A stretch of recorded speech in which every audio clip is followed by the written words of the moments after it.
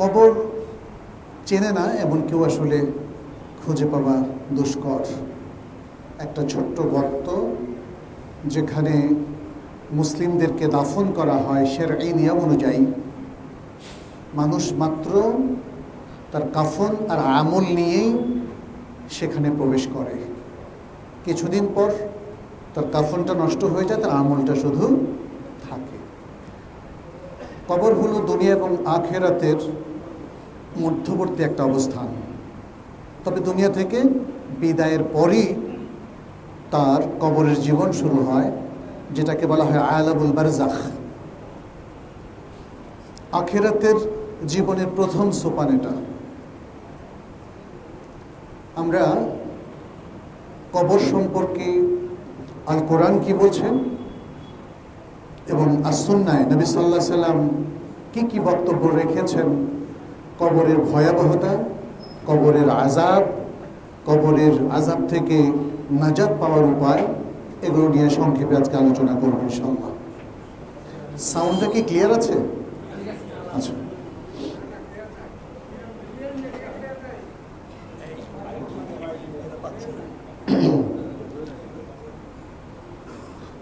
সুতরাং কবর হলো সেই স্থান যেখানে সকলকেই যেতে হবে।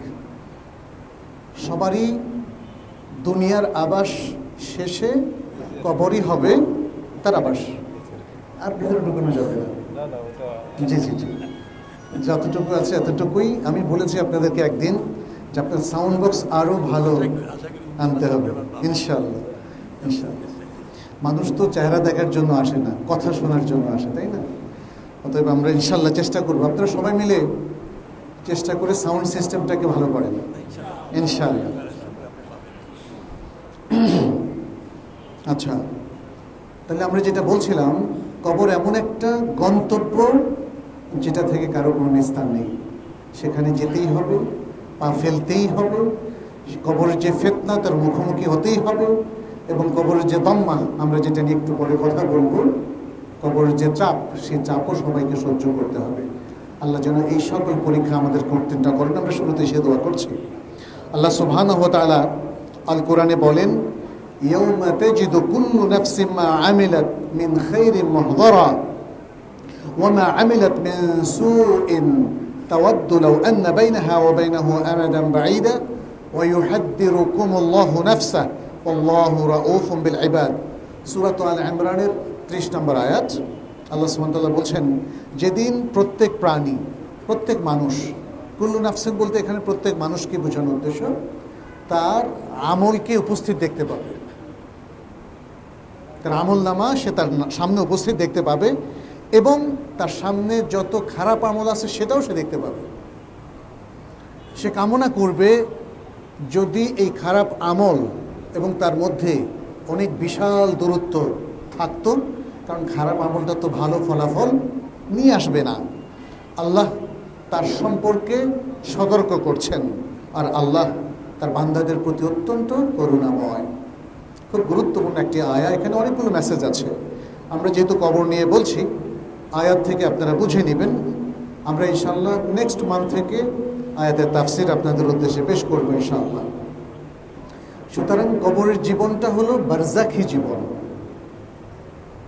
কবরটাই সব না, এটাকে বলা হয় আলামুল বারজাখ, বারজাখি জীবন, বারজাখি জগৎ।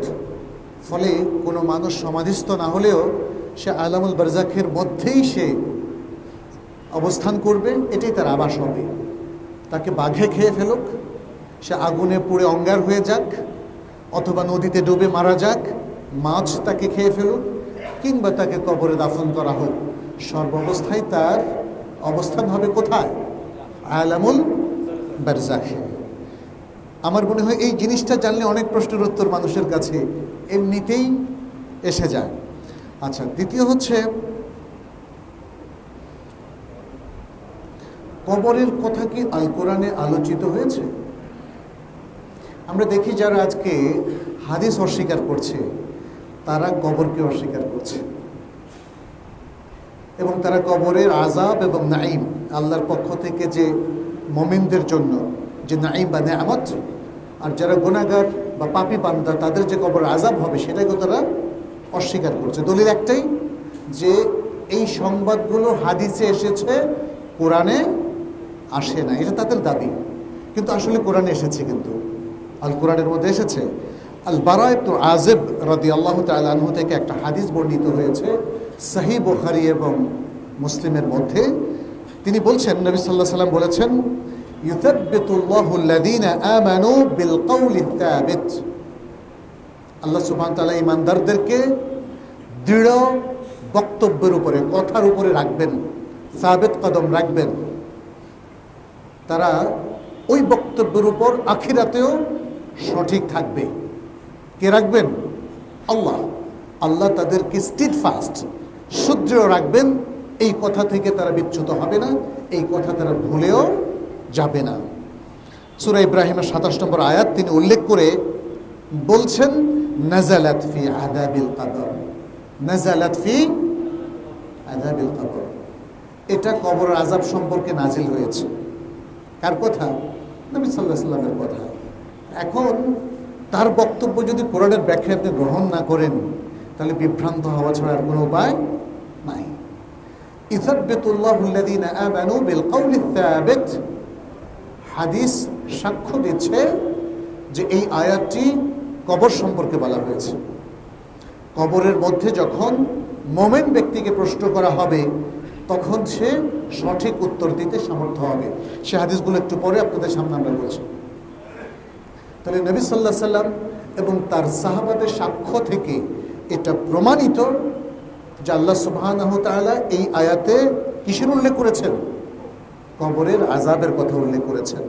কবর শব্দটা ইউজ করেননি, কিন্তু এখানে কবরের কথাই উল্লেখ করা হয়েছে। আজকে একজন মানুষ আমাদের সামনে এসে যদি বলে কবর আযাব নাই, আপনি কি রাসূল সাল্লাল্লাহু আলাইহি ওয়াসাল্লামের কথা গ্রহণ করবেন, নাকি সাহাবায়ে কেরামের কথা গ্রহণ করবেন, নাকি আমাদের লক্ষ লক্ষ সালাফ এবং উলামায়ে কেরামের কথা গ্রহণ করবেন? বলেন তো। আজকে একজন মানুষ যদি বলে আমি একটা আবিষ্কার করলাম যে কবর আযাব নাই, কেউ আবিষ্কার করলে সেটা কি সত্য হয়ে যাবে? এটা আবিষ্কার নয়, এটা বিচ্যুতি, এটা বিভ্রান্তি। হাদিসকে যারা অস্বীকার করে তারা মূলত কোরআনকে অস্বীকার করে। মুসলিম উম্মাকে, উম্মার সাধারণ শিক্ষিত মুসলিমকে বিভ্রান্ত করার জন্যে আসলে এই ষড়যন্ত্রটা করা হয়েছে। আচ্ছা, দ্বিতীয় আরেকটি আয়াত আমরা দেখতে পাচ্ছি, আবু হুরায়রা রাদিয়াল্লাহু তাআলা তিনি বর্ণনা করছেন, তিনি বলছেন নবী সাল্লাল্লাহু আলাইহি ওয়াসাল্লাম আরেকটা আয়াতের উদ্ধৃতি দিয়েছেন। এটা হলো সূরা তাহার ১২৪ নম্বর আয়াত। ওয়ামান আ'রাদা আন যিকরি ফাইন্না লাহু মাঈশাতান দানকা ওয়া নাহশুরুহু ইয়াওমাল কিয়ামাতি আ'মা। খুব সুন্দর আয়াতটা। একজন মানুষ যা আল্লাহর স্মরণ থেকে নিজেকে সরিয়ে নিয়েছে, গাফেল হয়ে গেছে, আল্লাহকে ভুলে গেছে, সালাতও পড়ে না, কোরআনও পড়ে না, দ্বীনকে ভুলে গেছে। সকাল সন্ধ্যা যে আল্লাহ তাকে জীবিত রাখছেন, যে আল্লাহ তাকে নিয়ামতের মধ্যে রাখছেন, যে আল্লাহ তাকে দেখেন কত বড় নিয়ামত দিয়েছেন, হাতের মধ্যে, চোখের মধ্যে, মাথার মধ্যে, সারা শরীরের মধ্যে, এত নিয়ামতকে যে ভুলে গিয়েছে, স্রষ্টাকে ভুলে গিয়েছে। আল্লাহ বলছেন কি, ফাইন্না লাহু মাঈশাতান দানকা, তার জন্য রয়েছে একটা সংকীর্ণ জীবন। এরপর তিনি আরো বলছেন, এবং তাকে কিয়ামতের দিন আমি অন্ধ করে দেব। ক্বালা লিমা হাশারতা আ'মা, হে রব আপনি আমাকে কেন অন্ধ করলেন? ওয়াকাদ কুনতু বাসীরা, আমি তো চক্ষুষ্মান ছিলাম। আল্লাহ বলবেন, কাযালিকা আতাতকা আয়াতুনা ফানাসিতাহা, অনুরূপভাবে তোমার কাছে আল্লাহর আয়াত এসেছিল, তুমি সেগুলো ভুলে গিয়েছিলে। ওয়াকাযালিকাল ইয়াওমা তুনসা, এভাবেই আজকে তোমাকে ভুলে যাওয়া হবে। তার মানে তোমাকে ইগনোর করা হবে, উপেক্ষা করা হবে। আল্লাহ কি কোনো কিছু ভুলে যান? ভুলে যান। কিন্তু তিনি তার সেই বান্দাদেরকে নিয়ামত থেকে মাহরুম করবেন যারা তাকে এই দুনিয়ায় ভুলে গিয়েছিল, কোরআনকে ভুলে গিয়েছিল, তার যিকিরকে ভুলে গিয়েছিল, সালাতকে ভুলে গিয়েছিল, ইবাদত করতে তারা ভুলে গিয়েছিল। এখানে বলছে ফাইন্না লাহু মাঈশাতান দানকা, ক্বালা হিয়া আযাবুল কবর। বলছেন এই যে তার জন্য সংকীর্ণ জীবন, এই সংকীর্ণ জীবন মানে হচ্ছে আযাবুল কবর, কবরের আযাব। দেখেন এই হাদিসটা আবু হুরায়রার মতো বিখ্যাত মুহাদ্দিস, যিনি সকল যুগের সবচেয়ে সেরা মুহাদ্দিস ছিলেন, সবচেয়ে বেশি হাদিস রাসূল সাল্লাল্লাহু আলাইহি সাল্লাম থেকে বর্ণনা করেছেন, তার হাদিসে বলা হয়েছে ফাইন্না লাহু মাঈশাতান দনকা বলে কবরের আযাবকে বোঝানো হয়েছে। তাহলে কয়টা আয়াত পেলাম? দুটো। আরো শুনেন, আল্লাহ সুবহানাহু ওয়া তাআলা সূরা গাফিরের 46 নম্বর আয়াতে বলছেন আন-নারু ইউরাদুনা আলাইহা গুদুওয়ান ওয়া আশিয়া, আন-নারু ইউরাদুনা আলাইহা গুদুওয়ান ওয়া আশিয়া ওয়া ইয়াওমা তাকুমুস সাআতু আদখিলু আলা ফিরআউনা আশাদ্দাল আযাব। বলছে সকাল সন্ধ্যায় তাদের উপর জাহান্নামের আযাব উপস্থাপন করা হয়। এটা প্রেজেন্ট ইনডেফিনিট, যারা টেন্স পড়েছেন তারা জানেন সব সময় যেটা ঘটতে থাকে, সাধারণত যেটা ঘটে, প্রতিদিন আপনি যেটা করেন, যার সম্মুখীন হন, সেটা হলো প্রেজেন্ট ইনডেফিনিট।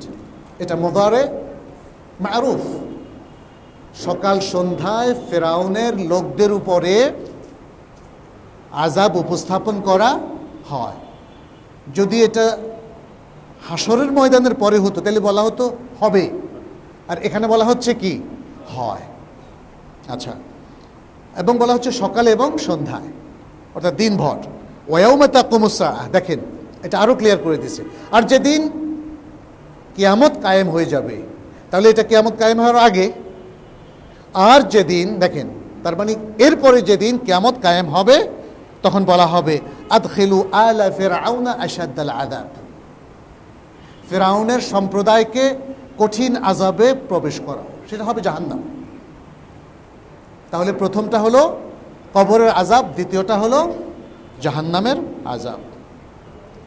এরপর আরেকটা আয়াত আছে, তাহলে আমরা তিনটা আয়াত পেলাম, কবরের আযাবের উপরে তিনটা আয়াত পেলাম। চতুর্থ আয়াত, এটি সূরাতুল আনআম, আল আনআমের 93 নম্বর আয়াত। আল্লাহ সুবহানাহু ওয়া তাআলা বলছেন ওয়ালাউ তারা ইযিয যালিমুনা ফি গামারাতিল মাউত ওয়াল মালাইকাতু বাসিতু আইদিহিম আখরিজু আনফুসাকুমুল ইয়াউমা তুজজাউনা আযাবাল হুন। বলা হচ্ছে আর যদি আপনি দেখতেন যে জালিমরা মৃত্যুর যে কষ্ট, সে কষ্টের মধ্যে তারা পতিত, আর ফেরেশতারা তাদের হস্ত প্রসারিত করছে তাদের দিকে জান কবজের জন্য, তারা বলবে আখরিজু আনফুসাকুম, তোমাদের জানটাকে আজকে বের করে দাও। এ সম্পর্কে অন্য হাদিসগুলো পড়লে আপনি দেখবেন সেখানে বলা হচ্ছে জান তো আছে, রূহ আছে না ভিতরে, এটার প্রমাণ হলো মারা গেলে তাহলে রূহটা আর নাই, কবজ হয়ে গেছে। ভালো মানুষের রূহ সে আগে থেকে মানসিকভাবে প্রস্তুতি নিয়ে থাকে আল্লাহর কাছে যাওয়ার জন্য, অতএব তার জান কবজ সহজ, তার জন্য সহজ, ফেরেশতার জন্য সহজ। আর খারাপ মানুষগুলো অনেক চেষ্টা করে দুনিয়াতে আরো কয়দিন কিভাবে থাকা যায়, এয়ার অ্যাম্বুলেন্স নিয়ে আসে, সিঙ্গাপুরে যায়। আজকে একজনের কাছে গল্প শুনছিলাম, কোটি কোটি টাকা, একজন আমাকে বললেন যে ইভেন প্রায় $1 মিলিয়ন খরচ করেও বাঁচতে পারেন না।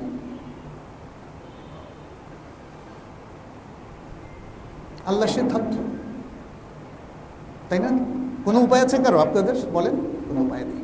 অতএব এখানে আল্লাহ সুবহানাহু ওয়া তাআলা এখানে উল্লেখ করে দিচ্ছেন মৃত্যুর অবস্থায় ফেরেশতারা কিভাবে তাদেরকে জান বের করার জন্য আহ্বান করে, আর বলছেন আল ইয়াউমা তুজজাউনা আযাবাল হুন। আল ইয়াউমা, এটা বলছেন কি ফেরেশতারা, আজকে তোমাদেরকে অবমাননা করা আযাবের স্বাদ আস্বাদন করানো হবে। এখন হবে জান কবজ, জান কবজের পরে কি শুরু হয়ে যাবে? আলামুল বারজাখ। আর আলামুল বারজাখের শুরুতেই তার প্রশ্নোত্তর, ফিতনাতুল কবর, দাম্মাতুল কবর, এবং তারপরে তার আযাব শুরু হয়ে যাবে যদি সে জবাব দিতে না পারে। সে হাদিসগুলো আপনাদের সামনে বলবো। 4টা আয়াত হলো। পঞ্চম আয়াতটা সূরাতুল আনফালের, পঞ্চম আয়াতটা হলো সূরাতুল আনফালের 50 নম্বর আয়াত। এখানে আল্লাহ সুবহানাহু ওয়া তাআলা বলছেন ওয়ালাউ তারা ইয ইয়াতাওয়াফাল্লাযীনা কাফারুল মালাইকাতু, আর যদি আপনি দেখতেন যখন ফেরেশতারা কাফিরদের জান কবজ করে, ইয়াদরিবুনা উজুহাহুম ওয়া আদবারাহুম ওয়া যুকু আযাবাল হারিক।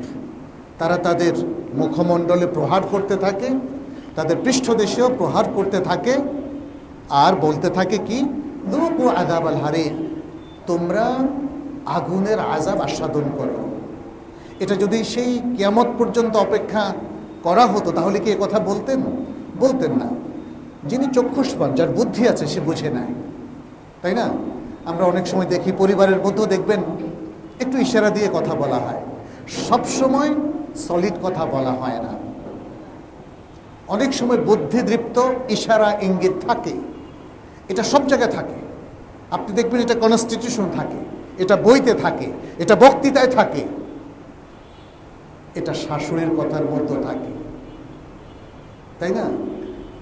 জিকে মেরে বউকে শিখায়, বলে না? এই যে বিষয়গুলো, তার মানে হচ্ছে এটা একটা উসলুব পৃথিবীতে স্বীকৃত।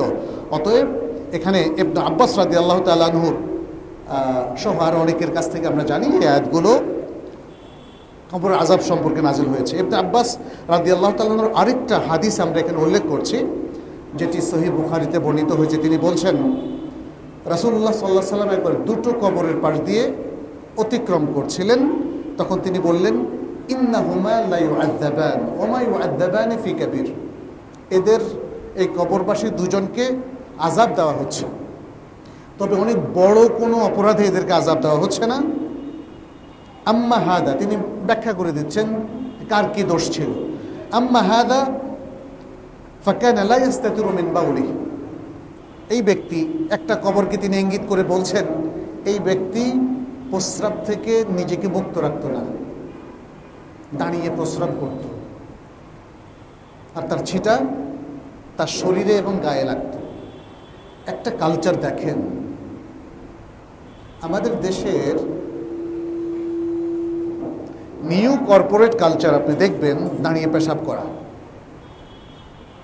কর্পোরেট অফিসগুলোতে সবগুলোতে অনেকগুলো প্রস্রাবখানা আছে, সেখানে দাঁড়িয়ে পেশাব করে। আমাদের এয়ারপোর্টেও, আমাদের রেলওয়ে স্টেশনেও, এবং অনেক বাস স্টেশনও দেখছি। এটা তো মুসলিমদের কালচার না। আপনারা যারা সরকারি অফিসার, ইঞ্জিনিয়ার, তাদেরকে আমি নাসিহা করছি, এটা আর করবেন না। এটাকে বলা হয় আনসিভিলাইজড একটা ম্যানার, একটা অসভ্য ব্যাপার, এটা সভ্যতাহীন একটা ব্যাপার। কিভাবে চারজন মানুষ একসাথে দাঁড়িয়ে পেশাব করতে পারে? লজ্জা করে না? এরপরে হচ্ছে তার জন্য এই আযাবের এই ঘোষণা তাদের জন্য। দাঁড়িয়ে প্রস্রাব যারা করে তাদের গায়ে ছিটা পড়ে না বলেন তো? একদম কাছ থেকে, সে তো অনেক দূরের থেকে দাঁড়িয়ে পেশাব করে না, সে তো আরও বেশি আনসিভিলাইজড হয়ে যাবে, তাই না? দ্বিতীয় বলছেন, ওয়া আম্মা হাদা ফাকানা ইয়ামশি বিন নামিমা, আর দ্বিতীয় ব্যক্তি, সে মানুষের চগলখড়ি করে বেড়াত, দোষ বলে বেড়াত। আমরা কিন্তু এখন একটা লোককে দেখলে নেগেটিভ মন্তব্য করি, এটা পুরো জাতির অভ্যাস হয়ে গেছে। ফেসবুকে যায় দেখেন, প্রচুর মানুষ আন্দাজে নেগেটিভ মন্তব্য করে, আল্লাহকে ভয় করে না তারা। মনে রাখবেন, চগলখড়ি মুখে করলে যে পাপ, ফেসবুকে করলেও সেই পাপ, অথবা রেকর্ড করে ছেড়ে দিলেও একই পাপ। মানুষকে রিফিউট করতে গেলে মনে রাখবেন এটা গীবত হয়ে যেতে পারে, এবং এটা চগলখড়িও হয়ে যেতে পারে। আর যদি সেটা মিথ্যা হয় তাহলে এটা অপবাদও হয়ে যেতে পারে। এত পাপের বোঝা সামলাবেন কি করে বলেন তো প্রিয় ভাইরা? এত পাপের বোঝা সামলাবেন কি করে? একটু কি চিন্তা হয় না? একটু কি ভয় লাগে না? নাকি কবরের ব্যাপারে বিশ্বাসী হয় না? কোনটা? তাহলে আরো শুনুন, এখানে আরেকটা হাদিস উল্লেখ করছি, হাদিস আল বারা ইবনে আল আযিব, বিখ্যাত হাদিস। এটা বুখারীতে কিছু অংশ এসেছে, মুসলিমে এসেছে, আর অন্য অন্য হাদিস গ্রন্থগুলোতে এসেছে। তো এখানে যে হাদিসটা আমি বলছি এটাও বিশুদ্ধ হাদিস। এখানে বলা হচ্ছে, যখন মুমিন ব্যক্তিকে কবরস্থ করা হবে, তাকে কবরে রাখা হবে, কবর দেওয়া হবে, এরপর মানুষ চলে যাবে। আরও কিছু হাদিস থেকে আমরা এই তথ্যগুলো জানবো ইনশাআল্লাহ। তখন ফেরেশতাদের পক্ষ থেকে একটা ঘোষণা আসবে বলা হবে ফাআফরিশুহু মিনাল জান্নাহ। এই মুমিন ব্যক্তি যেহেতু তার সকল প্রশ্নের উত্তর দিতে পেরেছে, জান্নাতের একটা বিছানা তার জন্য তার কবরে বিছিয়ে দাও, অর্থাৎ তার আলামুল বারজাখের মধ্যে বিছিয়ে দাও। ওয়াফতাহু লাহু বাবান ইলাল জান্নাহ, আর জান্নাতের দিকে একটা দরজা খুলে দাও। আপনার রুমে এসি নাই, পাশের রুমে এসি আছে, খুব শক্তিশালী এসি। জান্নাতের আবহাওয়া খুব স্ট্রং হবে না, সুন্দর হবে না বলেন? এই আবহাওয়া কি পৃথিবীর বা জগতের আর কোথাও এত সুন্দর আবহাওয়া পাওয়া যাবে? তো একটা দরজা যদি খুলে দেয় তাহলে তো তার কবরটাও জান্নাত হয়ে যাবে। বলা হবে তার কবরের দিকে বা বারজাখে যেখানে অবস্থান করবে সেখানে যেন জান্নাতের সাথে একটা দরজা সেখানে স্থাপন করে সেটা খুলে দেওয়া হয়। ওয়ালবিসুহু মিনাল জান্নাহ, জান্নাতের পোশাক তাকে পরিয়ে দাও। ক্বালা ফায়াতিহি মিন রাউহিহা ওয়া তিবিহা।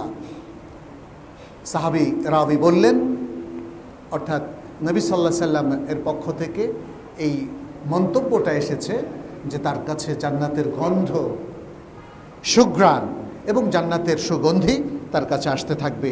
ক্বালা ওয়া ইফতাহু লাহু ফীহি মাদ্দা বাসারিহি, তার কবরটা প্রশস্ত হয়ে যাবে। কতটুকু পরিমাণ? যতটুকু তার দু চোখ যায়। সুবহানাল্লাহ। আপনি দেখেন না, যদি চারিদিক খোলা থাকে, দিগন্ত 1000 মাইল চলে যাবে না আমাদের দৃষ্টি? তাহলে এ হলো মুমিন বান্দার জন্য কবরে তার নেয়ামত। আর যখন কাফের ব্যক্তি হবে তাকেও প্রশ্ন করা হবে, কাউকে ছাড়া হবে না, কাউকে ছাড়া হবে না।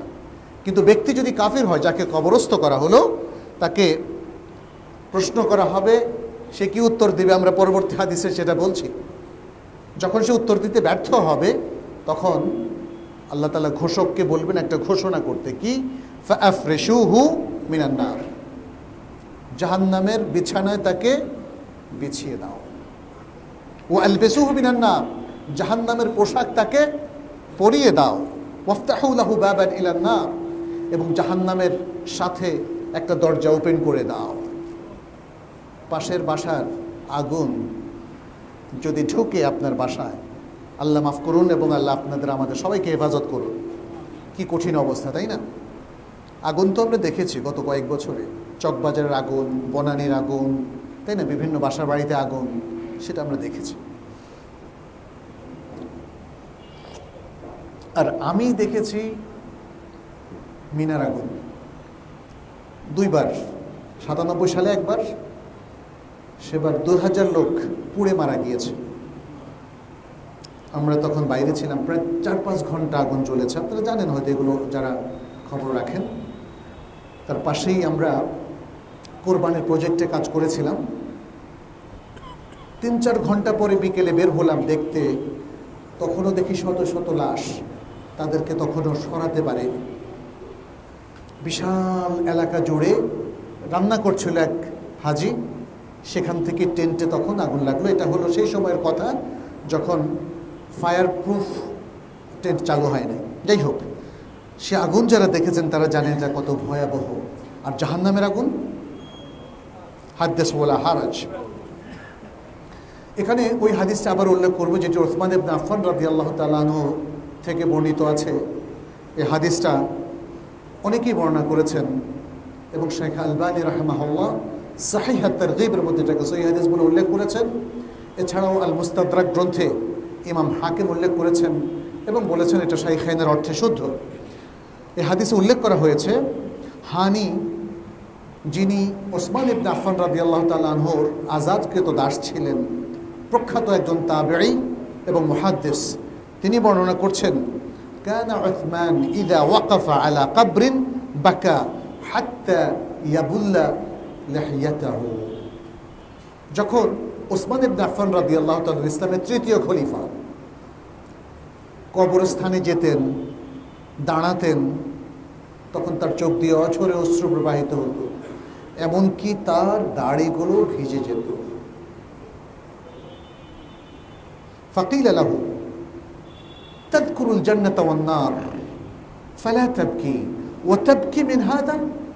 আপনি জান্নাত এবং জাহান্নামের কথা উল্লেখ করেন, অথচ তখন তো কাঁদেন না, কিন্তু কবরের পাশে এসে দাঁড়িয়ে এত কাঁদেন কেন? তখন তিনি বললেন, ইন্না রাসূলুল্লাহ সাল্লাল্লাহু আলাইহি ওয়াসাল্লাম قال, রাসূলুল্লাহ সাল্লাল্লাহু আলাইহি ওয়াসাল্লাম বলেছেন, আল কবরু আউয়ালু মানাজিলিল আখিরাহ, কবর আখিরাতের প্রথম মানজিল। ফাইন ইয়ানজু মিনহু, যদি কেউ কবরে নাজাত পায়, মুক্তি পায়, অর্থাৎ আল্লাহর আযাব থেকে মুক্তি পায়, ফামা বা'দাহু আইসারু মিনহু, তাহলে এই কবরের জীবনের পরে যে জীবনটা আছে, আখিরাতের বাকি পর্বটা তার জন্য অধিকতর সহজ হয়। কবরে যতটা সহজ হয়েছে, তারপরের জীবন তার জন্য আরও সহজ। কারণ এখানে কোনো রিমান্ডে তাকে নেওয়া হয় নাই, এখানে কোনো শাস্তির মুখোমুখি তাকে করা হয় নাই, এখানে জান্নাতের সাথে তাকে সংযোগ করে দেওয়া হয়েছে। তাহলে এগুলো হচ্ছে আলামত যে তার জন্য একটা চমৎকার ভবিষ্যৎ উল্লেখ করছে। ওয়াইন লাম ইয়ানজু মিনহু, আর যদি কবর থেকে সে নাজাত নিতে না পারে, ফামা বা'দাহু আশাদ্দু মিনহু, তাহলে কবরের পরের জীবন তার জন্য আরও কঠিন, আরও অনেক কঠিন। এখানে হাদিসের শেষে আরও কিছু বর্ণনা এসেছে। এখানে যেমন বলা হয়েছে, ওয়াকাল রাসূলুল্লাহ সাল্লাল্লাহু আলাইহি ওয়াসাল্লাম, রাসূল সাল্লাল্লাহু আলাইহি ওয়াসাল্লাম বলেছেন, মা রাআইতু মানযারান কাত্তু ইল্লা ওয়াল কবরু আফযা মিন। তিনি বলছেন, পৃথিবীতে আমি যত খারাপ দৃশ্যই দেখেছি, কবর তার চেয়েও ভয়াবহ। তাহলে পৃথিবীতে আমরা এই পর্যন্ত খারাপ কি কি দেখেছি?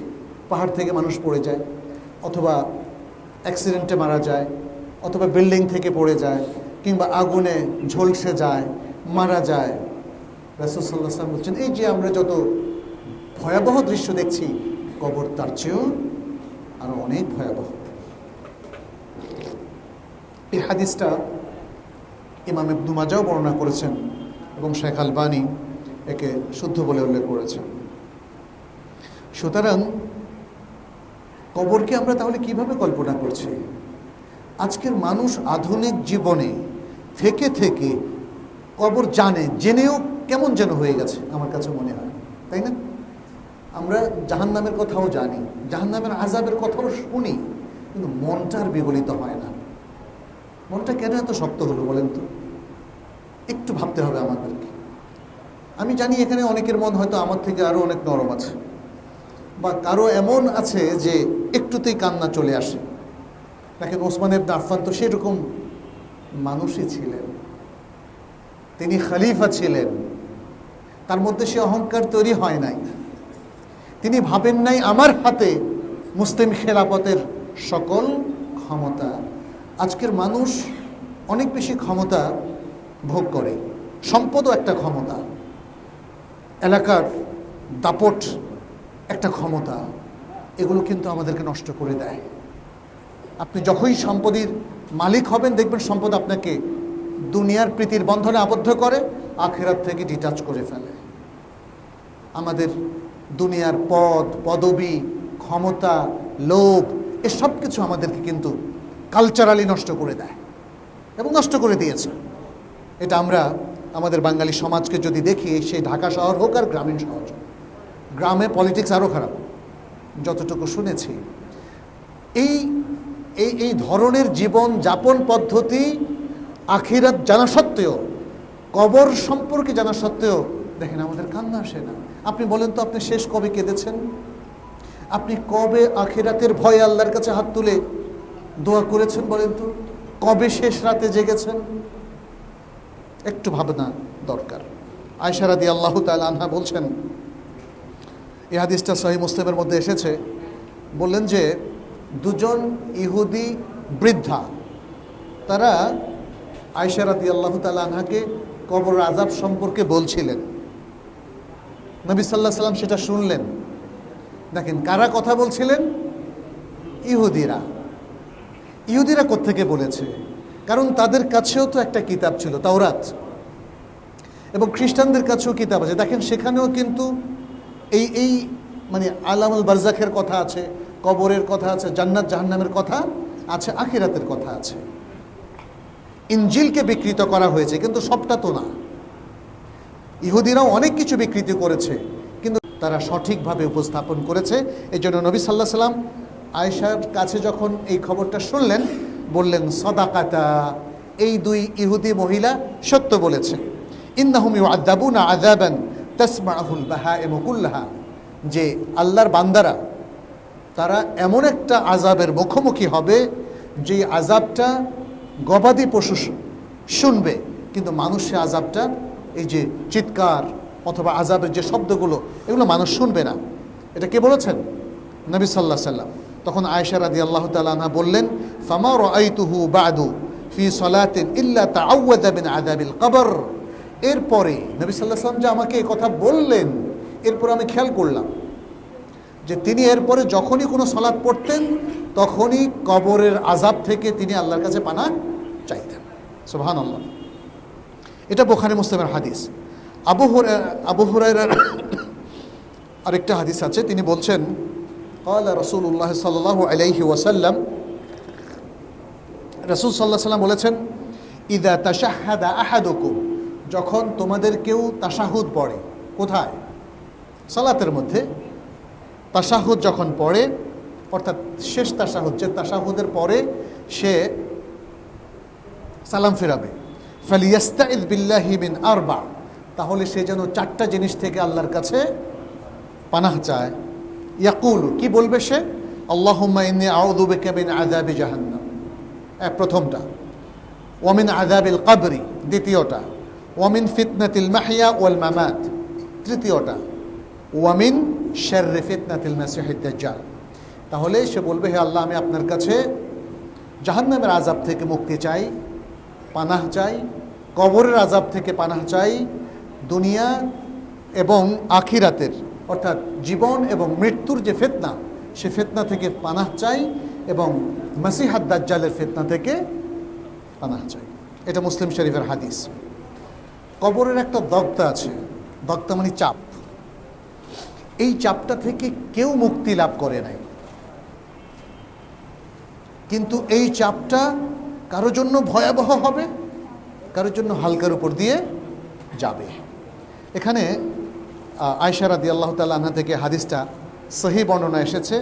নবী সাল্লাল্লাহু আলাইহি ওয়াসাল্লাম বলছেন, লিল কবরি দাগতাতুন লাউ নাজা মিনহা আহাদুন লানাজা মিনহা সা'দ ইবনে মুআয রাদিয়াল্লাহু তাআলা। সা'দ ইবনে মুআয, যিনি বনু কুরাইজার ব্যাপারে ইসলামের পক্ষে, নবীর পক্ষে তিনি হুকুম দিয়েছিলেন, ফয়সালা করেছিলেন, কারণ তার সে ফয়সালা এটা অত্যন্ত যুগান্তকারী ছিল, আল্লাহর পছন্দনীয় ফয়সালা ছিল। এই জন্য নবী সাল্লাল্লাহু আলাইহি ওয়াসাল্লাম বললেন, কবরের একটা চাপ আছে, যদি সেই চাপ থেকে কেউ মুক্তি পেত তাহলে একজন ব্যক্তি পেত, সে হলো সা'দ ইবনে মুআয রাদিয়াল্লাহু তাআলা। কিন্তু তিনিও কি মুক্তি পেয়েছেন? পাননি। তো আপনার আমার কি সদাই আছে? কবরের চাপ, কবরের ফিতনা, কবরের প্রশ্ন উত্তর মুখস্থ করলে হবে না। তিনটা প্রশ্ন, আপনি বলেন তিনটা প্রশ্ন সহজ, মান রাব্বুকা ওয়া মা দীনুকা ওয়া মান নাবিয়্যুকা। আর কোরআন সম্পর্কেও কোনো কোনো রাওয়ায়াতে প্রশ্ন করা হবে, তিনটা বা চারটা। এই প্রশ্নগুলো মুখস্থ করলে কি কেউ উত্তর দিতে পারবে? পারবে না। তার থাকতে হবে ঈমান, থাকতে হবে ঈমানের চর্চা, এবং মুক্ত থাকতে হবে শিরক থেকে, কুফরি থেকে, নাস্তিকতা থেকে। চর্চা করতে হবে আল্লাহর সকল ইবাদত। এই জিনিসগুলো যদি ঠিক থাকে তখনই সে প্রশ্নের উত্তর দিতে পারবে, অন্যথায় প্রশ্নের উত্তর দিতে পারবে না। এখানে আরেকটা বুখারী মুসলিমের হাদিস নবী সাল্লাল্লাহু আলাইহি সাল্লাম থেকে বর্ণনা করা হয়েছে। এখানে তিনি কবরের কিছু দৃশ্য তিনি তুলে ধরেছেন, বলেছেন, ইন্না আহাদাকুম ইযা মাতা উরিদা আলাইহি মাকআদুহু বিল গাদাতি ওয়াল আশি। যখন তোমাদের কেউ মারা যায় তখন সকাল সন্ধ্যায় তার অবস্থান তার সামনে তুলে ধরা হয়, মানে অনেকটা ভিডিওর মতো করে তুলে ধরা হয়। কি বলছেন নবী সাল্লাল্লাহু আলাইহি ওয়াসাল্লাম? ইন কানা মিন আহলি জান্নাহ ফামিন আহলি জান্নাহ। যদি সে জান্নাতের অধিবাসী হবে, এটা কে জানে? এটা আল্লাহ জানেন না? জানেন। অতএব তাকে দেখান, এই যে এ হলো তোমার আবাস, এ হলো তোমার স্থান। এই আলামুল বারজাক পার হওয়ার পরে, বিচারের পরে এটাই হলো তোমার আবাসস্থান। যদি সে জান্নাতবাসী হয় তাহলে জান্নাতবাসী হিসেবে তার আবাসস্থান তার সামনে উপস্থাপিত হবে। ওয়া ইন কানা মিন আহলিন নার, আর যদি সে জাহান্নামের অধিবাসী হয় বা হবে বলে আল্লাহ সিদ্ধান্ত হয়ে থাকে, ফামিন আহলিন নার, তাহলে জাহান্নামের অধিবাসী হিসেবে তাকে দেখানো হবে। এই দেখো, এই জাহান্নামের মধ্যে তুমি ভবিষ্যতে কেমনে থাকবা দেখো। ফায়ুকালু, তখন বলা হবে হাদা মাকআদুকা হাত্তা ইয়াবআসাকা ইয়াউমাল কিয়ামাহ, এটা হলো তোমার স্থান যতক্ষণ না আল্লাহ তাআলা কিয়ামত পর্যন্ত তোমাকে পুনরুত্থিত করবেন। অর্থাৎ পুনরুত্থিত করার আগ পর্যন্ত এই হলো তোমার অবস্থান আলামুল বারজাখে। যদি সে পরবর্তীতে জান্নাতি হয় তাহলে এখন থেকে জান্নাতের সাথে তার সংযোগ হবে, আর যে পরবর্তীতে জাহান্নামী হয় তাহলে এখন থেকে জাহান্নামের অধিবাসী হিসেবে তার যাত্রা শুরু হবে। প্রিয় ভাইরা, এভাবে কবরের আরও ভয়াবহ অনেক আযাবের কথা আমরা জানি। আমি অল্প দু একটা জিনিস আপনাদের সামনে একটু তুলে ধরতে চাই। অনেকগুলো হাদিস এখানে এসেছে। আহওয়ালুল কুবুর একটা প্রখ্যাত বই আছে, তার মধ্যে কোরআন এবং হাদিসের আলোকে এগুলো তুলে ধরা হয়েছে। আচ্ছা, আমি সহিহ বুখারীর একটা রিওয়ায়াত এখানে তুলে ধরতে চাই। নবী সাল্লাল্লাহু আলাইহি ওয়াসাল্লাম বলছেন, ইযা উকআদাল আবদুল মুমিন ফি কবরিহি উতিয়া থুম্মা শাহিদা আল্লা ইলাহা ইল্লাল্লাহ ওয়া আন্না মুহাম্মাদুর রাসূলুল্লাহ। যখন মুমিন বান্দাকে তার কবরের মধ্যে বসানো হবে, কে বসাবেন? ফেরেশতারা বসাবেন। তার কাছে দুজন ফেরেশতা আসবেন, মুনকারুন এবং নাকির। তখন সে আবার সাক্ষ্য দিবে, সে বলবে আশহাদু আল্লা ইলাহা ইল্লাল্লাহ ওয়া আন্না মুহাম্মাদুর রাসূলুল্লাহ। তার এই সাক্ষ্যটা হলো সেই কথা যে কথা আল্লাহ তাআলা কোরআনে উল্লেখ করেছেন, ইউসাব্বিতুল্লাহু আল্লাযীনা আমানু বিল কাউল আস-সাবিত, এটা শুরুতে আমরা বলেছি। তাবরানী আল বারা ইবনে আযিব থেকে সহিহ সনদে বর্ণনা করেন, ইউকালু লিল কাফির, কাফির ব্যক্তিকে জিজ্ঞাসা করা হবে মান রাব্বুকা, সে বলবে লা আদরি। বলা হবে ফাহুয়া তিলকা সাআহ আসাম্মু ওয়া আ'মা ওয়া আবকার, কাফের ব্যক্তি সেই সময় সে বধিরে পরিণত হবে, বোবায় পরিণত হবে, আর অন্ধে পরিণত হবে। অর্থাৎ তার এগুলো কোনো কাজ করবে না। দুনিয়া তো সে হয়তো শুনেছে, মুসলমানদের কাছে শুনেছে যে ইসলাম হলো একটা সঠিক ধর্ম, হয়তো বা সে আবু জাহেলের মতো জানতো, কিন্তু আবু জাহেলের জ্ঞান কি তার কোনো কাজে আসবে? শুনেন, থিওরি জানলেন কিন্তু বিশ্বাস করলেন না, ইমানদার হওয়া যাবে? জানলেন যে কোরআন আসলে আল্লাহর কিতাব, যেভাবে ওই চারজন সর্দার যারা রাত্রে এসে কোরআন শুনতে আসতো রাসূল সাল্লাল্লাহু আলাইহি ওয়াসাল্লামের কাছে, আবার দেখাদেখি হওয়ার পরে এই তুমি কেন এসছো, তুমি কেন এসছো, তুমি কেন এসছো, সবাই জানতো, এই ইনফরমেশন তাদের কাছে ছিল। মুহাম্মদ আল আমিন, বিশ্বস্ত, তিনি কখনো মিথ্যা কথা বলেন না। কিন্তু তারপরেও তারা তাদের পদ পদবী দুনিয়ার পজিশনের জন্য তারা ইসলাম গ্রহণ করেনি। এই কাফেররা তারা আখিরাতে এইভাবেই বধির, অন্ধ এবং বোবা থেকে যাবে। বলা হচ্ছে ফায়ুদরাবু বে মারজুবাতিন, হাতুড়ি দিয়ে তাদেরকে পেটানো হবে। লাউ দুরিবা বিহা জাবালুন সারা তুরাবান, একটা বড় পাহাড়কে এমন হাতুড়ি, এই হাতুড়িকে আমাদের হাতের হাতুড়ি মনে করেন না, এটা বিশাল বড় হাতুড়ি, যে হাতুড়ি দিয়ে একটা পাহাড়কে যদি আঘাত করা হয়, পাহাড় মাটিতে চূর্ণ বিচূর্ণ হয়ে যাবে, মাটিতে পরিণত হয়ে যাবে। ফায়াসমাউহা কুল্লু শাইইন গায়রা সাকালাইন, বলছে ইনসান এবং জিন, মানুষ এবং জিন ছাড়া আর সকল প্রাণী কাফেরের এই যে শাস্তি সেটা তারা জানতে পারে। আচ্ছা, এরপর আরেকটা বর্ণনায় আছে তাদের প্রশ্ন ধরনটা কি হবে সেটা নিয়ে বলা হয়েছে, ইয়াতিহি মালাকানে ফায়াজলিসানে ফায়াকুলানে লাহু, দুজন ফেরেশতা কবরের মধ্যে তার কাছে আসবেন, তাকে বসাবেন, তাকে জিজ্ঞাসা করবেন কিছু প্রশ্ন। প্রথমে বলবেন মান রব্বুকা, তোমার রব কে? ফায়াকুলু, এটা কে বলবে? মুমিন, রব্বি আল্লাহ, আমার রব হলো আল্লাহ। ফায়াকুলানে, তারা দুজনই প্রশ্ন করবেন মা দীনুকা, তোমার দিন কি? সে ব্যক্তি বলবে দীনি আল ইসলাম, আমার দিন হলো ইসলাম। ফায়াকুলানে লাহু, তখন তারা দুজন আবার তাকে জিজ্ঞেস করবেন মা হাযার রাজুল আল্লাযী বুইসা ফীকুম, তোমাদের মধ্যে এই যে একজন ব্যক্তিকে আল্লাহ তাআলা প্রেরণ করেছেন, সেই প্রেরিত ব্যক্তিটা কে? সে বলবে হুয়া রাসূলুল্লাহ সাল্লাল্লাহু আলাইহি ওয়াসাল্লাম, তিনি হলেন আল্লাহর রাসূল। সুবহানাল্লাহ, তিনি তো সারা জীবন এই ব্যক্তির সুন্নাহকে অনুসরণ করেছেন।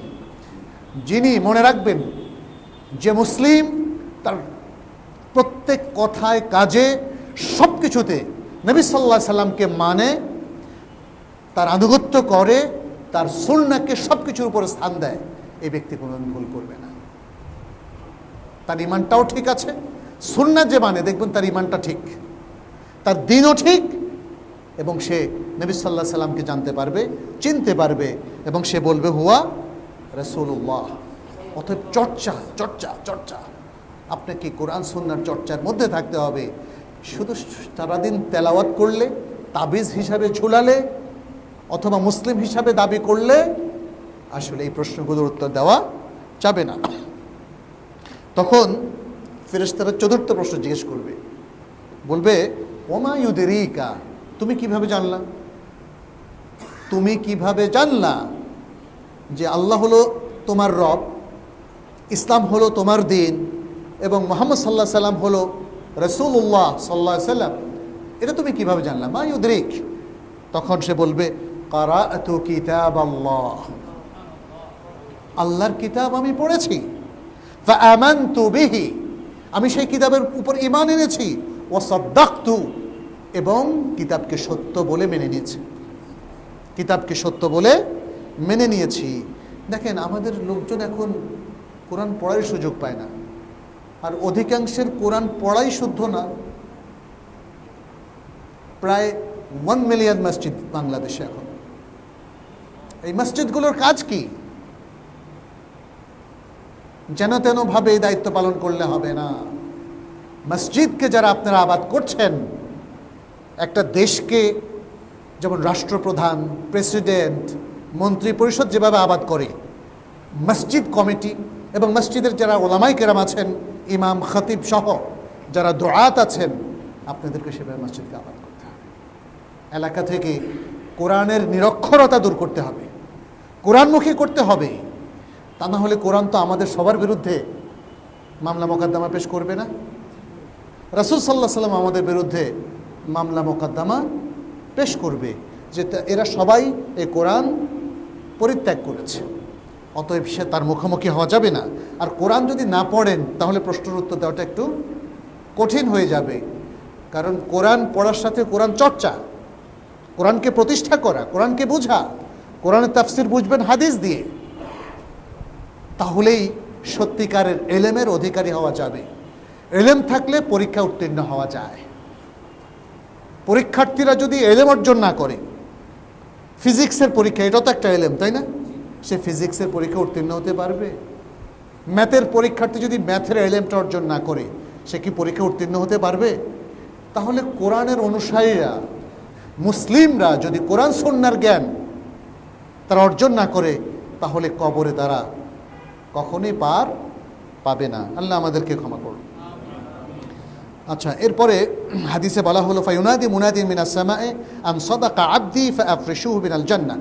তখন আসমান থেকে একজন ঘোষক, তিনি কে? তিনি ফেরেশতা, আল্লাহ কর্তৃক নিয়োজিত একজন ফেরেশতা। তিনি ঘোষণা করবেন আল্লাহর পক্ষ থেকে আল্লাহর কথা। আল্লাহর কথা কি? আন সাদাকা আবদি, আমার বান্দা সত্য বলেছে। ফাআফরিশুহু মিনাল জান্নাহ, অতএব তাকে জান্নাতের বিছানা বিছিয়ে দাও। ওয়াফতাহু লাহু বাবান ইলাল জান্নাহ, এবং তার জন্য জান্নাতের দিকে একটা দরজা খুলে দাও। ওয়া আলবিসুহু মিনাল জান্নাহ, এবং জান্নাতের পোশাক তাকে পরিয়ে দাও। ক্বালা ফায়াতিহি মিন রাউহিহা ওয়া তিবিহা ওয়া ইফসাহু লাহু ফি কবরিহি মাদ্দা বাসারি। এরপরে বলা হলো যে তার কাছে জান্নাতের খুশবু আসতে থাকবে, এবং তার কবরকে তার দৃষ্টি যতদূর পর্যন্ত পড়ে ততদূর পর্যন্ত সেটাকে সম্প্রসারিত এবং পরিব্যাপ্ত করে দেওয়া হবে। এরপর হাদিসের মধ্যে এসছে ওয়াদাকার আল কাফের, এবং নবী সাল্লাল্লাহু আলাইহি ওয়াসাল্লাম কাফের কথা উল্লেখ করলেন, বললেন ওয়াতুআদু রূহুহু ইলা জাসাদি, তার রূহ তার দেহের মধ্যে প্রবেশ করবে। দেখেন হাদিসের বক্তব্যকে একটু খেয়াল করেন। তার রূহ তার জাসাদ, অর্থাৎ তার ফিজিক্যাল যে বডিটা আছে সেখানে প্রবেশ করানো হবে। তো ফিজিক্যাল বডিটা তো পচে গেছে অথবা আগুনে জ্বলে গেছে। এই হাদিস দ্বারা কি বুঝলেন? কেউ কি বলবেন? কবরের মধ্যে রূহ এবং দেহ দুটোকেই পুনর্বার সৃষ্টি করা হবে, এটা বোঝা গেল না? তাহলে আপনারা কথায় কথায় কেন বলেন তার রুহের মাগফিরাত কামনা করছি? এটা কেন বলছেন? তাহলে বোঝা যাচ্ছে তার দেহ দরকার নাই, তার দেহের উপর শাস্তি হবে, রুহের উপর নেয়ামত হবে নাকি? তাহলে বলবেন আমরা তার মাগফিরাত কামনা করছি, তার রুহ এ কথাটা বলবেন না, কারণ তার মাগফিরাত কামনা করা মানেই হচ্ছে আল্লাহ যেন তার রুহ এবং তার দেহ দুটোকেই সংরক্ষিত রাখেন। এবং দেখেন না, হাদিসের মধ্যে মোমেন এবং কাফের, মোমেনের জন্য যে নিয়ামতের কথা বলা হয়েছে সেটা তার রুহের উপরও হবে, তার দেহের উপরও হবে। কাফেরদের যে শাস্তির কথা বলা হয়েছে কবরে, সেটা তার রুহের উপরও হবে, তার দেহের উপরও হবে। অতএব প্রচলিত কথার মধ্যে যে সকল আকীদাগত ত্রুটি আছে সেটা আমাদের সংশোধন করতে হবে। তাহলে বলা হলো এরপরে ওয়াতিহি মালাকান, তার কাছে দুজন ফেরেশতা আসবেন, তারা দুজন তাকে বসাবেন এবং জিজ্ঞেস করবেন মান রাব্বুকা, ফায়াকুল হা হা লা আদরি, হায় হায় আমি তো জানি না। সে কি বলবে? হা হা লা আদরি, হায় হায় আমি তো জানি না। এরপরে তারা দুজন জিজ্ঞেস করবেন ওয়ামা দীনুক, একই হা হা লা আদরি, হায় হায় আমি তো জানি না। এবং তাকে যখন নবী সাল্লাল্লাহু আলাইহি সাল্লাম সম্পর্কে জিজ্ঞেস করা হবে, একই উত্তর, একেও তো জানি না। চিনবে কি করে? তার সুন্নাহ, তার সিরাত, তার শামায়েল, তার ইত্তেবা কোনো কিছুই তো সে সারা জীবনে করে নাই। প্রথম জীবনে যদি করে, পরে আবার বলে যে সুন্নাহ এখন মানি না।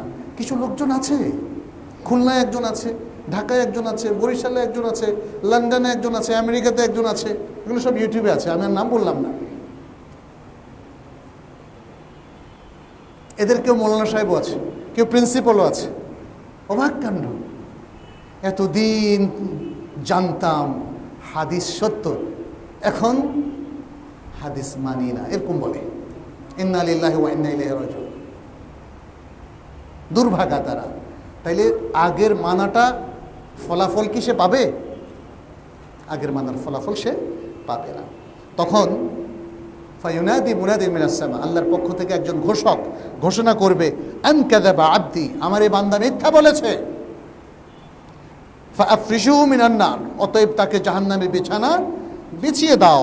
ওয়াফতাহু লাহু বাবান ইলান নার, এবং জাহান্নামের দিকে একটা দরজা তার জন্য খুলে দাও। ক্বালা ফায়াতিহি মিন হাররিহা ওয়া সুমুমিহা, জাহান্নামের উত্তপ্ত তাপ এবং বিষ বাষ্প তার কাছে আগমন করতে থাকবে। আল্লাহ আমাদের সবাইকে জাহান্নাম থেকে রক্ষা করুন। প্রিয় ভাইরা, এ হলো কঠিন একটা অবস্থা। খুব সংক্ষেপে বলছি, কবরের এই অবস্থা থেকে নাজাত কি করে পেতে পারি, এটা কি আমাদের ভাবা উচিত না? কারণ রাসূল সাল্লাল্লাহু আলাইহি ওয়াসাল্লাম কি বলেছিলেন? কবরের আযাব থেকে যে বাঁচলো, তাইলে সামনে তার জন্য খুশখবরই। যে কবর আযাব থেকে বাঁচলো, পরে কি তার আযাব হবে? না, এই আলামত বলছে তার আযাব হবে না। কারণ নবী সাল্লাল্লাহু আলাইহি ওয়াসাল্লাম বলছেন তার পরবর্তীতে তার জন্য আরো সহজ কিছু, আরো ভালো কিছু তার জন্য অপেক্ষা করছে। অতএব কবর আযাব থেকে নাজাত পাওয়ার জন্য আমাদেরকে সর্বাত্মক চেষ্টা করতে হবে, সার্বিক চেষ্টা করতে হবে। দ্বিতীয় হচ্ছে আমাদের আচ্ছা, আমি এখানে নাজাতের বিষয়গুলো একটু তুলে ধরি আপনাদের সামনে।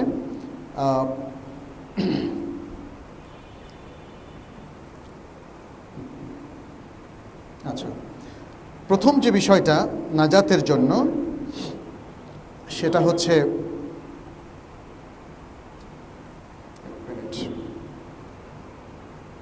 ইস্তিকামা আলাদ দ্বীন, ইস্তিকামা আলাল্লাহ, ইস্তিকামা আলাল ইসলাম, ইস্তিকামা আলাত তাওহীদ।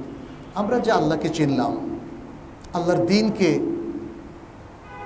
শিখলাম এবং চর্চা করলাম, ঈমান শিখলাম, তাওহীদ শিখলাম, এর উপর ইস্তিকামাত থাকা। আজকাল মানুষ দেখা যায় ঈমানের কিছু সবক নেওয়ার পরে বিভিন্ন জায়গায় গিয়ে সে সবকটাকে ঠিক রাখে না, ব্যবসার মধ্যে ঠিক রাখে না, রাজনীতির মধ্যে ঠিক রাখে না, সামাজিকতার মধ্যে ঠিক রাখে না, কর্পোরেট চাকরি বাকরির ক্ষেত্রে এবং নিজের ইন্ডাস্ট্রি এর ক্ষেত্রে ঠিক থাকে না। তখন তারা বলে যে ইসলামটা হলো একটা ব্যক্তিগত ব্যাপার, অন্য ক্ষেত্রে আসলে ইসলাম মানাটা এত জরুরি নয়। আর এত শরিয়া করলে রাজনীতিও চলবে না, দেশও চলবে না, সমাজও চলবে না, ব্যবসা বাণিজ্য চলবে না। একজন আলেমের কাছে আমি শুনেছি উনি একটা শরিয়া বোর্ড করেছেন, কিন্তু শরিয়া বোর্ড চলে যাওয়ার পরে তার নিজের লোকদেরকে বলতেছেন, দেখো এটা তো লাগে, নাহলে তো মানুষের আস্থা আসে না। কিন্তু এত শরিয়া করলে ব্যবসা হয় না।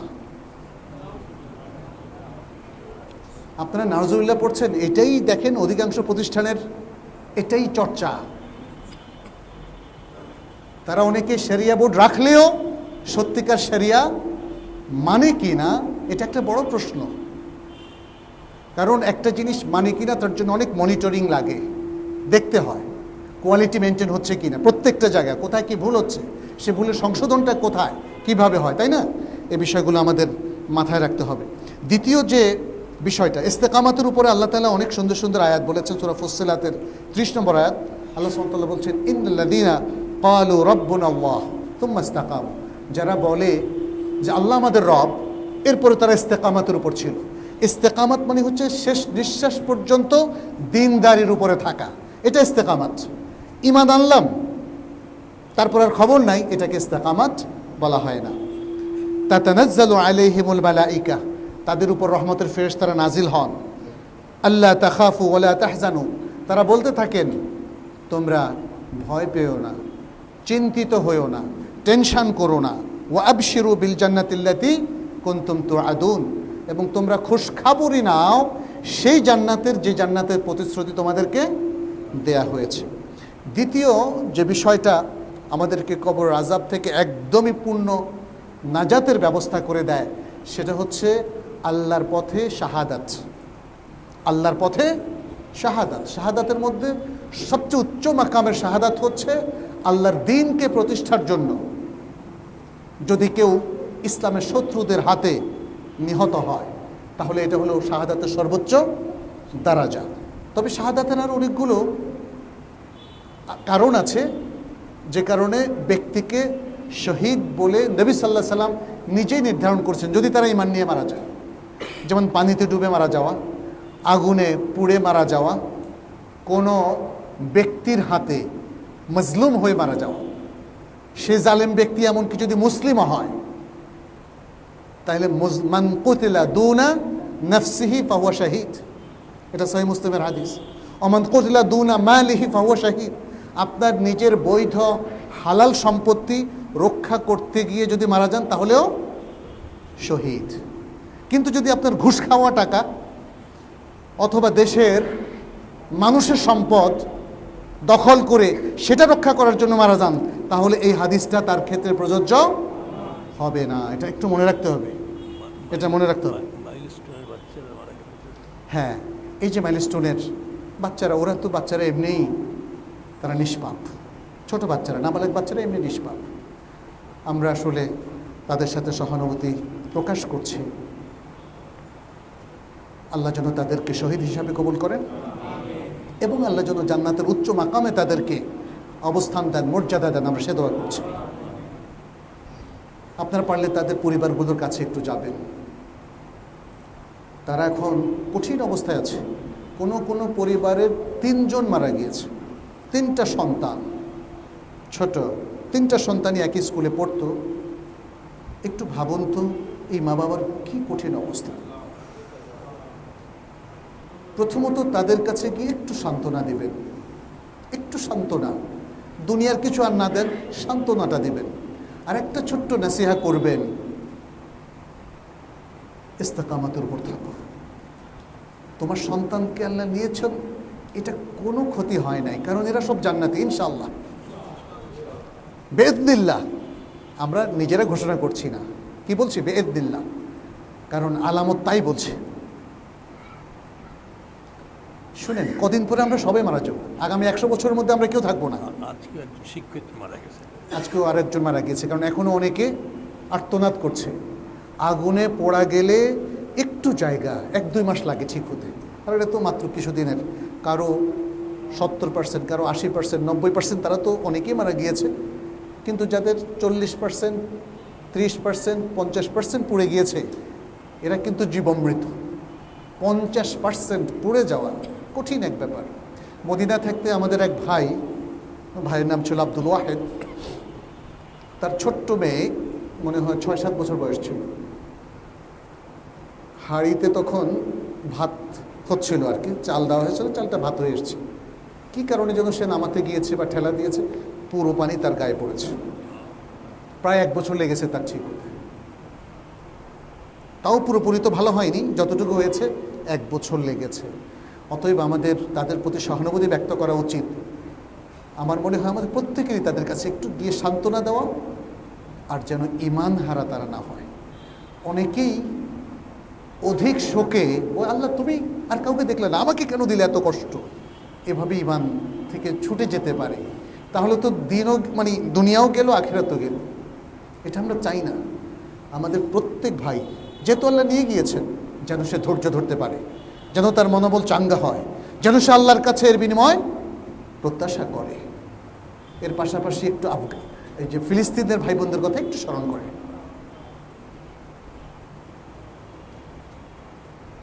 একটা ফ্যামিলির 14 জন, 20 জন সবাই মারা গেছে। আমরা আশা করি আল্লাহ তাদেরকেও শহীদ হিসাবে কবুল করবেন ইনশাআল্লাহ। তাদের প্রতি আমরা আমাদের ভালোবাসা ব্যক্ত করছি। নির্যাতিতদের পক্ষে আমাদের অবস্থানের কথা আমরা ঘোষণা করছি।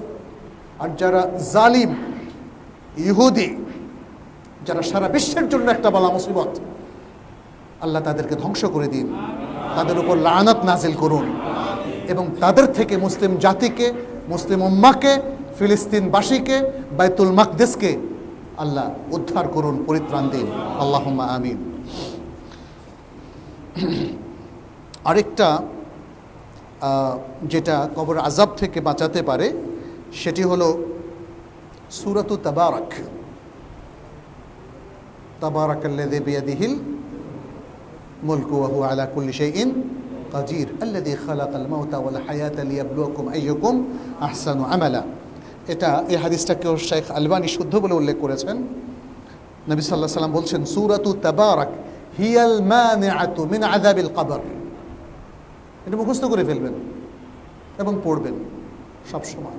এটা কবর আযাব থেকে নিষেধ করে, কবর আযাবকে প্রতিহত করে। আরেকটা আমল সেটি হচ্ছে আযাব যে সমস্ত কারণে হয় সেগুলোকে পরিহার করা, যেমন মিথ্যা কথা বলা। এবং এর মধ্যে সবচেয়ে ভয়াবহ হচ্ছে অপবাদ দেওয়া, গীবত করা। গীবত তো অন্যের অধিকারও নষ্ট করা হয়, অপবাদ অন্যের অধিকার নষ্ট করা হয়। মিথ্যা হয়তো নিজের জন্য বললেন, কিছু সুবিধা পাওয়ার জন্য। আর তার চেয়ে ভয়াবহ হচ্ছে জনগণের অধিকার নষ্ট করা। আপনি কয়জনের কাছে ক্ষমা চাইবেন? আর জনগণ কি আপনাকে ক্ষমা করবে? প্রিয় ভাইয়েরা, এই অনুভূতিটা পুরো দেশবাসীর মধ্যে একটু জাগ্রত করে দেন। আল্লাহ বান্দার হক, বান্দা ক্ষমা না করলে কখনো ক্ষমা করবেন না। এই সিস্টেম আল্লাহ নিজেই করে দিয়েছে। এবং এটা শুধু সম্পদ নয়, এটা অধিকার, মানুষের ডিগনিটি। মনে রাখবেন, যখন আপনারা কেউ রাষ্ট্রের কোনো ক্ষমতায় যান, তাহলে মানুষের নিরাপত্তা দায়িত্ব আপনাদের। তাদের নানা রকম সামাজিক সুযোগ সুবিধা আপনাদের হাতে। কোনো মিথ্যার আশ্রয় নেওয়া যাবে না, কোনো মানুষকে ধোঁকা দেওয়া যাবে না, মিথ্যা বলে নিজেকে নির্বাচিত হওয়ার অপচেষ্টা করা যাবে না। তাহলে কীরকম ভয়াবহ অবস্থা সেই সব মানুষের জন্য যারা একটা জাতিকে ধোঁকা দেয়, জনপদের মানুষকে ধোঁকা দেয়, মানুষকে আরও নানা ধরনের ক্ষতিগ্রস্ত করে, তাদেরকে খুন করে, তাদেরকে শুধু দুনিয়ার কিছু স্বার্থের জন্যে, অথবা দেশের সম্পদ লুট করে নিয়ে যায়। এগুলো সবগুলোই কবর আযাবের জন্য অত্যন্ত ভয়াবহ। এটা ব্যক্তি পর্যায়ে করেন, সামষ্টিক পর্যায়ে করেন, প্রাতিষ্ঠানিক পর্যায়ে করেন, সব পর্যায়ে। মসজিদের জিনিস যারা চুরি করে, মসজিদের খাদেম হলেও তার রক্ষা নাই। মসজিদ কমিটির কেউ যদি মসজিদের হিসাবটা ঠিক মতো দিতে না পারে, কে ধরবেন? আল্লাহ। আমাদের কোনো চিন্তা নাই। আল্লাহর জন্য 1 ঘন্টা ঘুমাতে চায়, হ্যাঁ, এবং ঘুমানোর আগে সে একটু নিজের মুহাসাবা করে, আত্মসমালোচনা করে যে সে এই দিনে কি ক্ষতি করেছে নিজের, অর্থাৎ কোন খারাপ কাজটা করেছে আর কি লাভ করেছে, অর্থাৎ কোন ভালো কাজটা সে করেছে। তারপর যদি সে তার এবং তার আল্লাহর মাঝখানে তওবাকে নবায়ন করে, দেখেন কি বলেছে, আল্লাহ এবং তার মাঝখানে, অর্থাৎ গোপনে আপনি তওবা করুন। মৌলভী সাহেবকে ডেকে তওবা করে কোনো লাভ নাই, তওবার কোনো আনুষ্ঠানিকতা নাই। তওবাটা হতে হবে মন থেকে, অনুতপ্ত হৃদয়ে আপনি আপনার রবের কাছে কাঁদবেন, মাপ চাইবেন, হে আল্লাহ আর কখনো এই ভুলটা করব না, আর এতদিন যা করেছি তার জন্য ক্ষমা চাই, ভবিষ্যতে কখনো করব না, আমি অনুতপ্ত হলাম, ক্ষমা চাইলাম।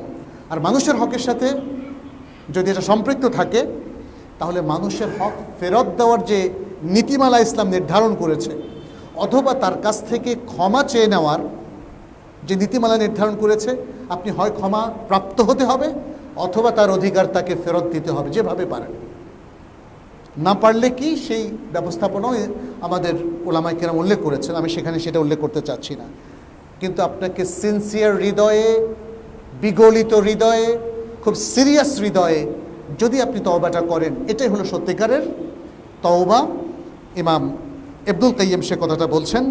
তারপরে সে ওই তওবা করে যদি ঘুমায় এবং সে ঘুম থেকে ওঠার পরে যখন জাগ্রত হবে তখন আর এই পাপকে সে দ্বিতীয়বার রিপিট করবে না, এরকম ওয়াদা যদি সে করে এবং সে এটা যদি প্রতি রাত্রে করে, এরপরে যে রাত্রেই সে তওবা করে মারা যাবে, মানে তাহলে সে তওবার উপরেই মারা গেল এবং ক্ষমাপ্রাপ্ত হয়ে মারা গেল। আর যদি সে ঘুম থেকে জাগতে পারে এবং সে পরবর্তীতে যে কোনো ভালো আমলে সে নিজেকে নিযুক্ত করে, তাহলে সে খুশি হবে, আল্লাহ তাআলা তাকে খুশি করে দেবেন। তার মানে এখানে তিনি বলছেন যে এই যে তওবা করে সে ঘুমালো, এই ঘুমের চাইতে উত্তম কবরের আযাব থেকে রক্ষাকারী আর কোনো কিছু নেই। কারণ সে তো মারা গেলে মারা যাওয়ার পূর্ণ প্রস্তুতি নিয়ে সে ঘুমিয়েছে। এখন আপনারা একটু বলেন প্রিয় ভাইরা যারা শুনছেন, আমরা কি এভাবে প্রস্তুতি নিচ্ছি প্রতিদিন? আর এভাবে প্রস্তুতি নেওয়াটা কি খুব কঠিন? একটু আধা ঘন্টা সময়, সবচেয়ে ভালো হয় যদি অজু করে 2 রাকাত নামাজ পড়েন, নফল নামাজ, অথবা শেষ নামাজ হিসেবে আপনি বেতেরটা পড়েন। বেতের কুনুতেও আপনি আল্লাহর কাছে ক্ষমা চাইলেন, তারপরেও স্পেশালি আপনি একটু চিন্তা করে, আল্লাহ আজকে যা ভালো করেছি আলহামদুলিল্লাহ, যা খারাপ করেছি তুমি ক্ষমা করে দাও, এটা আর আমি রিপিট করব না, আমি সর্বাত্মক চেষ্টা করব এগুলো থেকে বেঁচে থাকতে সিনসিয়ারলি। তাহলে আপনার তওবাটা কিন্তু হয়ে গেছে, আপনি পাপমুক্ত হয়েছেন। কারণ সালাফ থেকে কেউ কেউ বলেছেন এটা একটা হাদিস, আবার কেউ কেউ বলেছেন এটা মওকুফ হাদিস, সাহাবা থেকে এসছে যে আত্তাইবু মিনান যামবি কামান লা যামবা লাহু, যে ব্যক্তি তওবা করেন পাপ থেকে তাহলে তার আর কোনো পাপ বাকি থাকে না, সকল পাপ তার মোচন হয়ে যায়। যে কারণে আল্লাহ সুবহানাহু ওয়া তাআলা দেখেন হজে গেলে হজ থেকে ফেরার পরে কেন তাকে নিষ্পাপ করে দেন? কারণ আমি দেখলাম সবচেয়ে বড় পাপী হাজিও আল্লাহর কাছে কাঁদতে কাঁদতে, চোখের পানি ফেলতে ফেলতে তার দাগ পড়ে যায় চোখে, নিজে দেখেছি প্রচুর। ফলে এত বড় ফজিলত আল্লাহ রাসূল সাল্লাল্লাহু আলাইহি ওয়াসাল্লাম ঘোষণা করেছেন। তাহলে এগুলো হচ্ছে কবরের আযাব থেকে বাঁচার কিছু প্রেসক্রিপশন আপনাদেরকে আমরা দিলাম। আসুন কবরের আযাব নিয়ে আমাদের জন্য কোনো দ্বিধা না করে, একজন প্রিন্সিপাল সাহেব বা মাওলানা সাহেব হঠাৎ আবিষ্কার করলেন কবরের আযাব নাই, ওই প্রিন্সিপাল সাহেবের মতের ভিত্তিতেই কি আল্লাহ সিদ্ধান্ত নেবেন নাকি বলেন তো? কোনো বিভ্রান্ত ব্যক্তির কথার উপর ভিত্তি করে দ্বীনের বড় সিদ্ধান্ত নেবেন না প্লিজ। ওরিয়েন্টালিস্টরা বা প্রাচ্যবিদেরা, ইহুদি নাসারা যারা আমাদের ইসলাম নিয়ে গবেষণা করেছে, তারাই প্রথম হাদিসকে অস্বীকার করেছে এবং তাদের কাছে যারা ইসলাম শিখেছে তাদের মাধ্যমেই এই মুসলমানদের মধ্যে এই রোগটা ঢুকেছে। আজকে কিছু মৌলানা সাহেবও যখন হাদিস অস্বীকার করে, আমরা যারা সাধারণ শিক্ষিত তারা কি আমরা বিভ্রান্ত হব? হওয়া কি উচিত না? তাহলে এত যে লাখ লাখ ওলামায়ে কেরাম সে সাহাবাদের যুগ থেকে আজ পর্যন্ত কোরআনের পক্ষে হাদিসের পক্ষে ছিলেন, সেটা কি দেখবেন না? প্রত্যেক সাহাবী, তাবেঈন, প্রত্যেক ইমাম কোরআন এবং হাদিসের পক্ষে ছিলেন। কবর আযাবকে তারা সাব্যস্ত করেছেন এবং কবর আযাব প্রত্যেক মৃত ব্যক্তির রূহ এবং দেহের উপর হবে, এটা আহলে সুন্নাত ওয়াল জামাতের আকীদা। অতএব আমরা নিজেদেরকে সেই কবরের জন্য প্রস্তুত করব। আর যারা আমাদের আত্মীয় স্বজন মারা গিয়েছেন, আমরা তাদের জন্য দোয়া করি। তাদের জন্য কোনো বিদআতি পর্ব পরিপালন করবেন না প্লিজ। মৃত্যু দিবসের কোনো ইবাদত নাই, মৃত্যু পরবর্তী কোনো কুলখানি নাই, মৃত্যু পরবর্তী কোনো জিয়াফত বা মোনাজাত অনুষ্ঠান নাই। মানুষ তো আল্লাহর কাছে সবসময় দোয়া চাইবে, তাই না? অতএব এখানে কোরআন সুন্নাহর যে প্রেসক্রিপশন, প্লিজ সেটাকে ফলো করেন, এর বাইরে যায়েন না। আখিরাত আপনার আবিষ্কার অনুযায়ী, আপনার তৈরি করা প্রথা অনুযায়ী আল্লাহ নির্ধারণ করবেন না। আপনি আখিরাতের ফলাফল নিজের ইচ্ছা মতো চাইলে সেটাকে তৈরি করতে পারবেন না। এটা আল্লাহ এবং তার রাসূলের আদর্শের ভিত্তিতেই আপনাকে বুঝটা নিতে হবে এবং সেভাবেই চলতে হবে। আমি যদি কোরআন সুন্নাহর সকল দৃষ্টিভঙ্গি, সকল নিয়ম কানুন এগুলো মেনে চলি, তাহলেই আমাদের জন্য আখিরাতের সকল সাফল্য অর্জন করা সম্ভব এবং আল্লাহর কাছে কবর থেকে নিয়ে জাহান্নাম থেকে সর্বস্তরের, এই যে ফুলসেরাত বললাম, বিচারের দিনে, হাসরের দিনে, এই যে সে সূর্য মাথার উপর চলে আসবে, তারপরে হাউজে কাসের পানি পান করে, ইত্যাদি নানা যে বিশাল আখিরাতের পর্যায়গুলো আছে, প্রত্যেকটা পর্যায়ে আপনি সফল হবেন যদি আমি কোরআন সুন্নাহর সত্যিকারের বিধানগুলো মেনে চলতে পারি।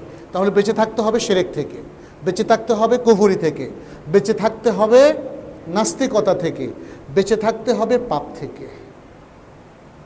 সবটা চলে আসলো। বেঁচে থাকতে হবে পাপ থেকে। এই সব কিছু থেকে আমরা সর্বাত্মক চেষ্টা করে তারপরে যতটুকু ভালো কাজ করা যায়, ভালো কাজের ঘাটতি আমাদের সমস্যা কম তৈরি করবে, কিন্তু পাপের বাহুল্য আমাদের জন্য প্রবলেম তৈরি করবে। আর যদি কোনো ব্যক্তির মধ্যে মৃত্যুর আগ মুহূর্তে শিরিক বা কুফরি পাওয়া যায়, যেটা সে কিছু তওবা করেনি, তাহলে কিন্তু তিনি চিরজাহান্নামী হয়ে যাবেন। এটা কার বক্তব্য? কোরআন এবং সুন্নাহর বক্তব্য। অতএব সাবধান, সাবধান প্রিয় ভাইরা, প্রিয় বোনেরা। শিরক কুফরি এটার সাথে কখনোই কোনো আপোষ করা যাবে না এবং শিরক কুফরির যারা অনুসারী তাদের সাথেও কোনো আপোষ করা যাবে না। সুস্থ, স্বাভাবিক, পরিচ্ছন্ন ইসলামী জীবনযাপন করতে হবে, পবিত্র ইসলামী জীবনযাপন করতে হবে এবং এরপরে যদি আমরা করে ঘরেও থাকি, বিশ্বাস করুন সেটা নিয়ামতপূর্ণ একটা জীবন, পবিত্র একটা জীবন। আসুন আমরা সেই জীবনটা পরিপালন করি, যেন আল্লাহ তাআলা আখিরাতের প্রথম মঞ্জিল থেকেই আমাদেরকে নাজাত দিয়ে দেন, কবর আযাব থেকে আমাদেরকে মুক্তি দেন, জাহান্নাম থেকে আমাদেরকে মুক্তি দেন এবং সর্বশেষ জান্নাতুল ফেরদাউস আমাদের সবার জন্য নসিব করেন। এ যাবৎকাল যত মুসলিম মারা গিয়েছে ঈমান নিয়ে, আমরা আল্লাহর কাছে দোয়া করি আল্লাহ যেন তাদেরকেও ক্ষমা করে দেন, আল্লাহ যেন তাদের প্রত্যেককে জান্নাতুল ফেরদাউস নসিব করেন এবং আল্লাহর কাছে যত উচ্চ মাকাম আছে তাদেরকে তিনি দান করেন। আল্লাহ আমাদের সবাইকে হেদায়েতের উপর রাখুন, আমাদের এই দেশ সমাজকে আল্লাহ তাআলা হেদায়েতের মধ্যে রাখুন, সংশোধন করে দিন। যত ভুল আমাদের এই সমাজে আছে, আমাদের মুসলিম ভাই বোনদের মধ্যে আছে, আমাদের বিভিন্ন দলগুলোর মধ্যে আছে, আল্লাহ যেন সবাইকে সংশোধন হওয়ার তৌফিক দান করেন। আল্লাহর কাছে সেই দোয়া রেখে আজকের মতো এখানে শেষ করছি। হাদা সাল্লাল্লাহু ওয়া সাল্লাম আলা নবিয়িনা মুহাম্মদ ওয়া আলা আলিহি ওয়া আসহাবিহি আজমাইন। সুবহানাকাল্লাহুম্মা